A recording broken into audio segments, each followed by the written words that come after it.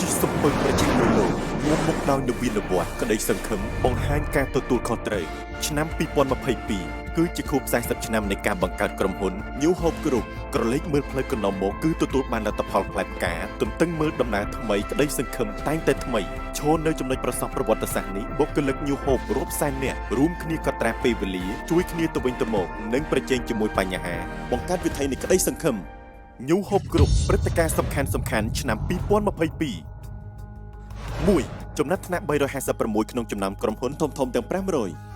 ប្រាក់ចំណូល New Hope Holding Group ឈានដល់ 39.17 ពាន់លានដុល្លារជាប់ចំណាត់ថ្នាក់ទី356ក្នុងបញ្ជី Fortune Global 500ឆ្នាំ2022កើនឡើង34កន្លែងធៀបនឹងឆ្នាំមុនត្រូវបានជ្រើសរើសជាក្រុមហ៊ុនចិនដែលទទួលបានការកោតសរសើរបំផុតរបស់ Fortune 2. 40ឆ្នាំនៃការតស៊ូមិនឈប់ឈរ40ឆ្នាំនៃការចាប់ផ្ដើមថ្មី40ឆ្នាំនៃភាពជាសហគ្រិនបានរៀបចំសកម្មភាពអបអរសាទរចំនួន4ព្រឹត្តិការណ៍ធំៗនិង9ព្រឹត្តិការណ៍សំខាន់ៗជាបន្តបន្ទាប់ចេញដំណើរដោយក្តីសង្ឃឹមសៀវភៅអនុស្សាវរីយ៍និងភាពយន្តឯកសារខួប40ឆ្នាំនៃ New Hope ជិតនឹងត្រូវបានបង្ហាញលូតលាស់ជាមួយគ្នាចែករំលែកសេរីរុងរឿង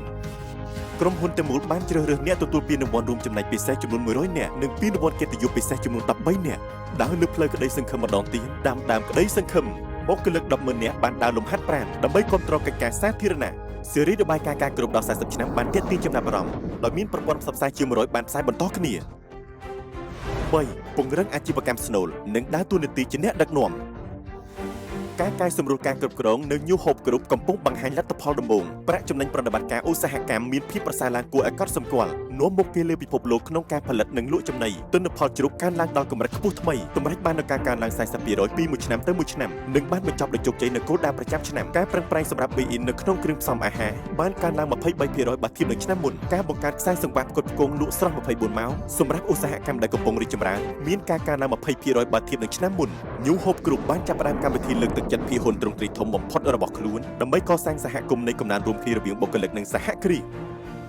4. គំនិតផ្ដួចផ្ដើមថ្មីចំនួន5ការរីកដុះដាលនៃ Ecology ក្រុមហ៊ុន Horong Chemical ជាក្រុមហ៊ុនចុះបញ្ជីដំបូងគេនៅប្រទេសចិនដែលផ្ដោតលើប៉ូតាស្យូមអ៊ីត្រូសែនជាអាជីវកម្មស្នូលបានចុះបញ្ជីដោយជោគជ័យនៅលើទីផ្សារភាគហ៊ុន A ក្រុមហ៊ុន Shaogan Siben បានបង្កើនមូលនិធិ New Hope ទំហំ 1000 លានយន់ Sin Singho Cold Chain បានបញ្ចប់ការផ្ដល់ហិរញ្ញប្បទានប្រភេទ B របស់ខ្លួនដោយរៃអង្គាសបានរាប់រយលានយន់ឧស្សាហកម្មទឹកដោះគោបានសម្រេចការកើនឡើងទ្វេដងនៃប្រាក់ចំណេញប្រចាំឆ្នាំដែលមិនធ្លាប់មានក្នុងប្រវត្តិសាស្ត្រ New Hope Real Estate បានដំណើរការរយៈពេល4ឆ្នាំជាប់គ្នាដោយបន្ទាត់ក្រហម3នៅតែមានពណ៌បៃតងឌី10ឈៀនហ្វូធ្វើឲ្យទីក្រុងឈៀនទូភ្ញាក់ផ្អើលឧស្សាហកម្មវិទ្យាសាស្ត្រនិងសុខភាពកំពុងអភិវឌ្ឍជាលំដាប់ហើយផ្លូវថ្មីនៃបច្ចេកវិទ្យាផលិតកម្មឆ្លាតវៃបានចាប់ផ្ដើមបង្កើតរូបរាងឡើងសហគ្រាសដែលបានវិនិយោគចំនួន6បានឈ្នះពានរង្វាន់ថ្នាក់ខេត្តនិងក្រុងផ្នែកឯកទេសទំនើបនិងច្នៃប្រឌិតអាជីវកម្មនៅក្រៅប្រទេសបានរីកចម្រើនជាលំដាប់ហើយគោលដៅប្រតិបត្តិការទាំងអស់ត្រូវបានសម្រេចដោយពេញលេញ 5. គោលការណ៍12តួអក្សរពង្រឹងមូលដ្ឋានគ្រឹះនៃការគ្រប់គ្រងជំរុញដោយបច្ចេកវិទ្យាគម្រោង Digital អំពូលភ្លើង 6+1 ត្រូវបានអនុវត្តតាមលំដាប់លំដោយគម្រោងស្រាវជ្រាវរួមគ្នាចំនួន5សម្រាប់ការដាំដុះគ្រាប់ពូជទទួលបានលទ្ធផលសំខាន់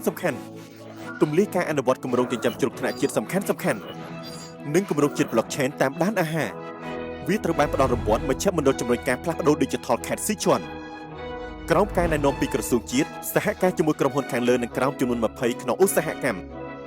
ការបង្កើតសមាគមនវានុវត្តន៍បច្ចេកវិទ្យាចំណីនិងគ្រាប់ធញ្ញជាតិប្រតិបត្តិការដ៏ល្អការត្រួតពិនិត្យ2និងកែលម្អ3ត្រូវបានផ្សព្វផ្សាយប្រកបដោយប្រសិទ្ធភាពនៃការប្រើប្រាស់ដើមទុនបង្វិលបានកើនឡើង 38% ហើយការចំណាយដែលគ្រប់គ្រងបានចំនួន6បានថយចុះ 33% បើធៀបនឹងឆ្នាំមុនតម្រូវការហិរញ្ញវត្ថុត្រូវបានធានាយ៉ាងរឹងមាំកិច្ចសហប្រតិបត្តិការយុទ្ធសាស្ត្រជាមួយធនាគារសំខាន់បានបន្ត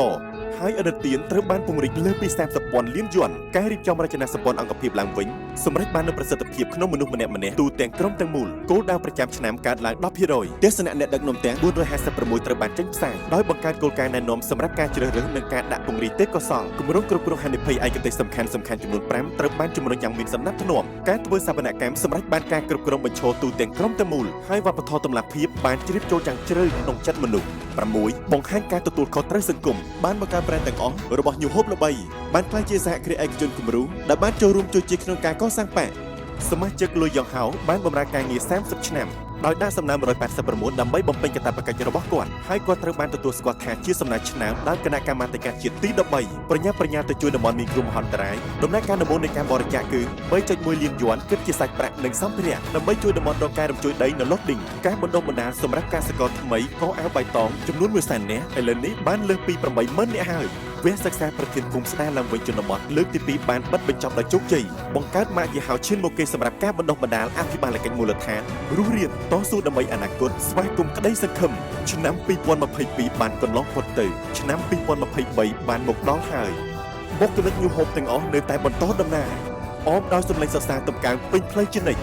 40 ឆ្នាំនៃក្តីសង្ឃឹមថ្មី40 ឆ្នាំនៃការចេញដំណើរម្ដងទៀត